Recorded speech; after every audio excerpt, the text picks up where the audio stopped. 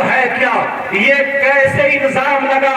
تمہیں معلوم ہے، تمہیں خبر ہے؟ نہیں سنو، میرے آقا علیہ السلام 5 ہجری کی بات ہے، ذرا توجہ رکھنا، کون سی ہجری کی بات ہے؟ 5 ہجری کی بات ہے۔ ہجری بولتے کس کو ہیں؟ میرے نبی مکے سے مدینے کو گئے، اس جانے کو اگر 1 سال ہو گیا تو 1 ہجری ہو گئی، 2 سال ہو گئے تو 2 ہجری ہو گئی، اب 5 سال ہو گئے تو 5 ہجری ہو گئی۔ مکے میں میرے نبی کو لوگوں نے ستایا، حکم ہوا محبوب آپ مدینے چلے جاؤ۔ اس جانے کو ہجرہ یہجر، ہجرت بولتے ہیں کہ سفر کر گئے، 5 سال ہجری کیے ہوئے ہو گئے۔ اب یہ واقعہ ہوتا ہے، ایک غزوہ ہوتا ہے، اس غزوے کا نام کیا ہے؟ اس غزوے کا نام ہے غزوہ مستلق، نام ہے اس کا۔ وہاں پر جا رہے تھے، اس کی واپسی جب ہوتی ہے، اس میں ساتھ میں میرے آقا علیہ السلام بھی ہے، اور میرے آقا کی بیوی حضرت عائشہ صدیقہ رضی اللہ تعالی عنہا، جو پوری کائنات کے مومنوں کی ماں ہے، اللہ وہ بھی ساتھ میں ہے۔ آپ کی کم عمر ہے، یہ تو آپ کو معلوم ہی ہے۔ حضرت عائشہ کا نکاح میرے آقا سے جب ہوا تھا تو 6 سال کی عمر تھی، جب رخصتی ہوئی تھی تو 9 سال کی تھی۔ اس بات کو بھی میں واضح کروں گا، مگر اپنے بچوں کو یہ باتیں بتایا کرو، اپنی بچیوں کو یہ باتیں بتایا کرو، یہ سبق پڑھایا کرو، تاکہ تم سے اگر کوئی کہے تو تمہیں اب کسی مولانا کا دروازہ دیکھنا نہ پڑنا چاہیے، تمہیں کسی کے در پہ نہیں جانا چاہیے۔ جب غیر لوگ پڑھنے کے بعد تمہاری کتاب سے تم پر سوال کر سکتے ہیں، اتنا پڑھ سکتے ہیں، تو ہمیں تو اور زیادہ پڑھنا چاہیے۔ مگر کہاں پڑھ رہے ہیں؟ لہو و لعب میں پڑے ہوئے ہیں، کھیل کود میں پڑے ہوئے ہیں۔ قرآن اگر تمہارے پاس موبائل ہے تو موبائل سے سب کچھ دیکھ سکتے ہو، سب کچھ حاصل کر سکتے ہو۔ اب ذرا سنو، 5 ہجری کی بات ہے، غزوہ مستلق ہے، وہاں سے آپ واپس آ رہے ہیں، میرے نبی بھی ہیں، حضرت عائشہ صدیقہ بھی ہیں، اور بھی لوگ ہیں، مگر اس وقت عورتوں کو ایک ہودج میں رکھا جاتا تھا، جیسے پالکی ہوتی ہے۔ کچھ دن پہلے دلہن کو پالکی میں لے جایا جاتا تھا، چاروں طرف سے پردہ ہوتا تھا، تو وہ جنگ سے واپس میں آ رہی تھی، حضرت عائشہ اسی پالکی جس کو ہودج بولتے ہیں اس میں بیٹھی ہوئی تھی، کم عمر تھی، بچے کم عمر تھی، وزن کم تھا، کوئی بھی صحابی چہرہ نہیں دیکھتا تھا، کوئی بھی شخص پردہ اٹھا کر کے نہیں دیکھتا تھا، وہ ہودج ایسے ہی اٹھا کے سواری پہ رکھ دیا جاتا تھا۔ حضرت عائشہ جب راستے میں وہاں پہ ٹھہری ہے اور لوگ بھی ٹھہر جاتے ہیں، اللہ اللہ، جب حضرت عائشہ کو کچھ ضرورت ہوتی ہے، ضرورت سے تھوڑی آڑ میں چلی جاتی ہے، ادھر چلنے کا وقت ہو جاتا ہے، قافلے نے آپ کے ہودج کو اٹھا کے رکھ دیا، آپ قافلے والے سمجھے حضرت عائشہ اسی میں موجود ہے، مگر چھوٹی سی مطلب کم عمر تھی، وزن زیادہ نہیں تھا، تاکہ پتہ چل جاتا، لکڑی کا ہودج اٹھا کے رکھ دیا، لوگ سمجھے حضرت عائشہ اسی میں ہے، وہ قافلہ چلا جاتا ہے، حضرت عائشہ اپنی ضرورت سے فارغ ہو کر کے جب واپس آتی ہے، ذرا توجہ رکھنا، سن لو انسان کہاں سے لگا ہے، تہمت کہاں سے لگی ہے، پوری ڈیٹیل معلوم ہونی چاہیے، پورا پتہ معلوم ہونا چاہیے۔ یہ ہماری تمہاری ماں ہے، حضرت عائشہ وہاں پہ رہ جاتی ہے، قافلہ چلا جاتا ہے،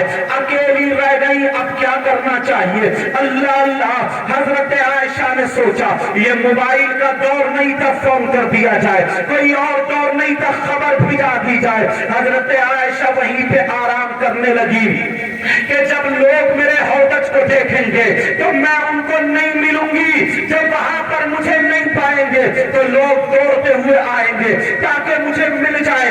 مگر قافلہ چلتا چلا گیا، جیسے ہی قافلہ چلتا چلا گیا، اب پیچھے سے کچھ صحابہ آ رہے تھے، ایک صحابی رسول آ رہے تھے، ان کا نام حضرت صفوان تھا۔ ذرا توجہ رکھنا، نام بھی یاد رکھنا، تمہیں پوری بات معلوم ہونی چاہیے۔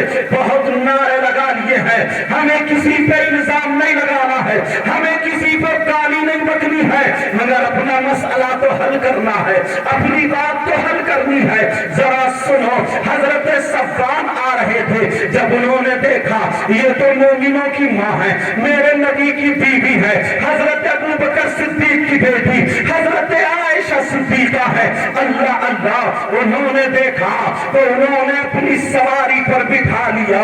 حضرت عائشہ نے اور حضرت صفوان نے مدینے تک آتے ہوئے ایک بھی بات چیت نہیں کی, کوئی بات آپس میں نہیں کی. جب مدینے آ گئے لوگوں نے دیکھا حضرت عائشہ نہیں ہے, پیچھے سے حضرت صفوان کے پاس جب حضرت عائشہ پہنچتی ہے, ایک منافق تھا مدینے میں, اللہ اللہ منافق تھا, جس منافق کا نام عبداللہ بن ابی بن سلول تھا. اس منافق نے مدینے میں ہوا اڑا دی, مدینے میں غلط بات پھیلا دی, تہمت لگا دی, برے کام کی تہمت لگا دی, زنا کی تہمت لگا دی. معاذ اللہ, ذرا سوچو, ارے یہ منافق تھا, منافق نبی کی بیوی پہ الزام لگا رہا ہے, حضرت صفوان کے ساتھ زنا کی تہمت لگا دی, الزام لگا دیا. مدینے میں ہوا پھیل گئی, لوگوں میں باتیں ہونے لگی, کان کان سے باتیں ہونے لگی. ارے عائشہ اور صفوان ساتھ میں آئے, بری طریقے سے ہوا پھیل جاتی ہے, یہاں تک کہ 3 صحابہ, مطلب 2 صحابی اور ایک صحابیہ بھی عبداللہ بن ابی کے جھانسے میں آ جاتے ہیں. وہ کون آ جاتے ہیں کہنے میں, ان صحابیوں کا نام بھی سنتے چلو.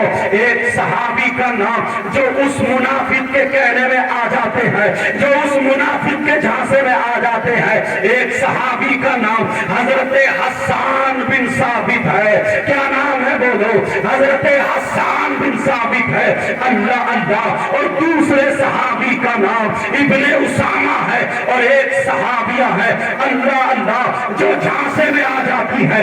اس صحابیہ کا نام, اس صحابیہ کا نام, اللہ اللہ, ذرا سنو, حملہ ہے. اللہ, آگے جب بات آ جاتی ہے, یہ 3 لوگ بھی جھانسے میں آ جاتے ہیں, مدینے میں بات پھیل جاتی ہے.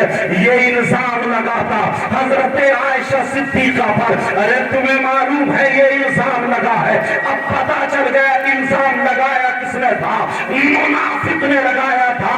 آج بھی ہمارے اندر منافق رہتے ہیں. ارے ملیں گے تو بڑے سنبھال کے ملیں گے, بڑے مسکرا کر کے ملیں گے. کوئی نبی کی بات, کوئی نبی کی گستاخی کے بارے میں بات کرتا ہے, اگر کوئی دین کا کام کرنے چلے تو کان اڑانے کی باتیں کرتا ہے. کان کھول کے سنو, عبداللہ ابن ابی بن سلول نے یہ چرچا پھیلا دی تھی کہ حضرت عائشہ پر تہمت لگائی. اللہ اللہ, حضرت عائشہ کی آنکھیں سوج جاتی ہیں, روتے روتے علماء بیٹھے ہیں.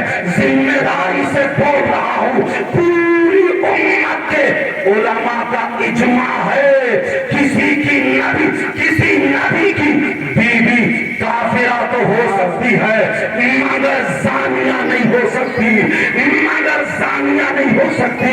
یہ بات یاد رکھنا, نبی کی بیوی کافرہ تو ہو سکتی ہے, مگر زانیہ نہیں ہو سکتی. الزام کس پہ لگایا جا رہا ہے, اللہ اللہ, حضرت عائشہ پر لگایا جا رہا ہے. اب اس کو کون ثبوت دے گا؟ لوگ چرچا چل رہا تھا, حضرت عمر کے پاس جاتے ہیں, تم نے سنا ہے عائشہ کے بارے میں, تم نے سنا ہے کیا باتیں چل رہی ہے, تم کیا کہتے ہو؟ تو سنو, وہی ایمان رکھنا جو حضرت عمر کا ایمان تھا, وہی ایمان رکھنا جو حضرت ابوبکر صدیق کا ایمان تھا, وہی ایمان رکھنا جو حضرت عثمان غنی مولا علی کا ایمان تھا. حضرت عمر جواب دیتے ہیں, کیا جواب دیتے ہیں؟ جب ان سے پوچھا گیا تو حضرت عمر کہتے ہیں, سبحانک ھذا بہتان عظیم, باقی ہے اللہ کی, یہ تو کھلا ہوا الزام ہے, حضرت عائشہ پر کھلی ہوئی تہمت ہے, کھلا ہوا الزام ہے. حضرت عمر کی زبان کے جو الفاظ نکلے تھے, اللہ نے وہی الفاظ وہی الفاظ قرآن कुरान में नाजिल फरमा दिए, अपने महबूब पर वही नाजिल फरमा दी। फलौला इज़ समीअतमूहु कुल्तुम मा यकूनु लना अन नतकल्लम बिहाज़ा सुब्हानका हाज़ा बुहतानुन अज़ीम। कुरान पाक पढ़ो, आपको इसकी कोई सफाई दे। मदीने में चर्चा फैल गया, मेरे नबी सफाई दे सकते थे मगर मेरे नबी ने सफाई इसलिए ना दी। कोई मुनाफिक ये कह सकता था अरे उनकी बीवी है इसलिए सफाई पेश कर रहे हैं। अब और किसी ने इसलिए, अबू बकर सिद्दीक ने भी इसीलिए सफाई पेश ना की, कह रहे उनकी बेटी है इसलिए सफाई पेश कर रहे हैं। लेकिन खामोश है। अब ऐसे आलम में सूरह नूर की 16 आयतें, एक आयत नहीं 16 आयतें कुरान में आ जाती है। 16 आयतें नाज़िल होती है। आयत नंबर 11 से आयत नंबर 26 तक घर में जाकर के 18वां सिपारा सूरह नूर आयत नंबर 11 से आयत नंबर 28 पढ़ते चले जाओ ताकि तुम्हें पता चले मेरे अल्लाह ने हजरत आयशा के बारे में बता दिया। ऐ लोगों जो आयशा पे इल्जाम है, अब्दुल्ला बिन उबई बिन सलूल ये मुनाफिक है, ये इल्जाम लगाता है। आयशा बरी है इल्जाम से, आयशा ने कोई गलत कदम नहीं उठाया, हजरत आयशा ने कोई गलत काम नहीं किया। अब दुनिया का इंसान कोई भी कितना ही भोगता रहे, दुनिया का इंसान कितना ही कोई कहता रहे, मुसलमान के लिए कुरान का फैसला अटल है, कुरान का फैसला अटल है। बोलो फैसला अटल है कि नहीं है? ये इल्जाम था, ये तोहमत थी हजरत आयशा पर, जो जिना की तोहमत थी। तो अब पता चला, आज के बाद ख्याल रखोगे, मोबाइल को सही इस्तेमाल करना शुरू कर दोगे। अरे इन नौजवानों ने अपनी शोहरत के लिए तुम्हें इकट्ठा नहीं किया, अपनी नामवरी के लिए इकट्ठा नहीं किया, इसलिए इकट्ठा किया ताकि पैगाम पहुंच जाए। मैं कितनी बातें बता दूंगा, आधे घंटे की तकरीर में बहुत ज्यादा बातें नहीं बता सकता, मगर रास्ते ऐसे बता दूंगा जो तुम्हें कई साल तक मुताला कर सकते हो। आज ही से हजरत आयशा उम्मुल मोमिनीन रज़ियल्लाहु ताला अन्हा की डिटेल पढ़ना शुरू कर दो, उनके फज़ाइल पढ़ना शुरू कर दो, उनके बारे में पढ़ना शुरू कर दो। प्यारे अब जरा ये भी तो सुनो, ये एक बात और सुनते चलो। ये हम पर एतराज होता है, आप पर एतराज होता है क्योंकि हम और आप मुसलमान हैं, बल्कि नबी पर एतराज करते हैं लोग, अपने अपने अंदाज में एतराज करते हैं। एतराज क्या करते हैं? जो जहन में सवाल आ सकता है, शरीयत क्या कहती है? इंसान के एक वक्त में कितनी शादियां कर सकता है? 4 शादियां कर सकता है एक वक्त में। अल्लाह अल्लाह, और मेरे नबी ने तो एक वक्त में नहीं बल्कि अलग अलग वक्तों में मेरे नबी ने 11 शादियां की है। तो लोग कहते हैं अब बताओ एक औरत से पेट नहीं भरा माज़अल्लाह, लोग कहते हैं 2 औरतों से पेट नहीं भरा माज़अल्लाह, लोग कहते हैं 3 औरतों से पेट नहीं भरा माज़अल्लाह, लोग कहते हैं 4-5 औरतों से 11 शादियां की है। अरे तुमने कभी सोचा, तुमने कभी समझा मेरे नबी ने ये 11 शादियां क्यों की है? इसका जवाब भी जरा सुनते चलो।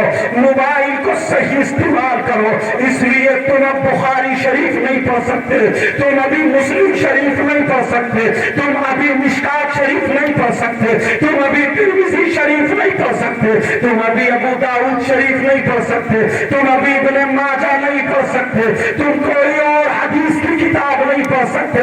लेकिन धीरे धीरे धीरे धीरे इस मोबाइल से अगर तुम पढ़ना शुरू करो, नौजवानों आज से ही लग जाओ, अपने इस्लाम کے بارے میں پڑھنا شروع کر دو.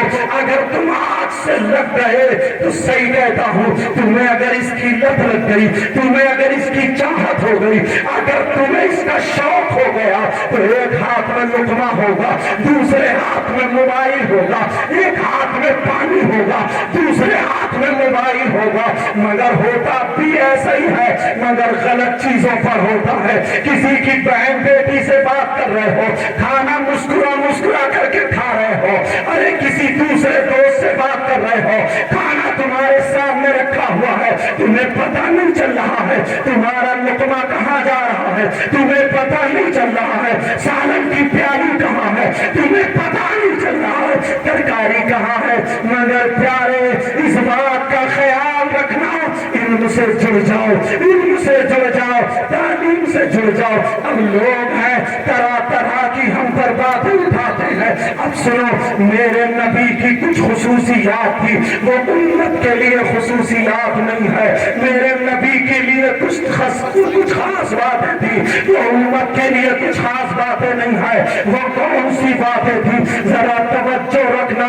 جیسے کہ میرے نبی نے 11 شادی کی ہے, یہ بھی میرے نبی کے لیے خاص تھا. میرے نبی پر 6 وقت کی نماز فرض تھی, ہم پر 5 وقت کی نماز فرض ہے. میرے نبی پر نماز تہجد بھی فرض تھی, ہم پر نماز تہجد فرض نہیں ہے. یہ میرے نبی کی خصوصیت ہے.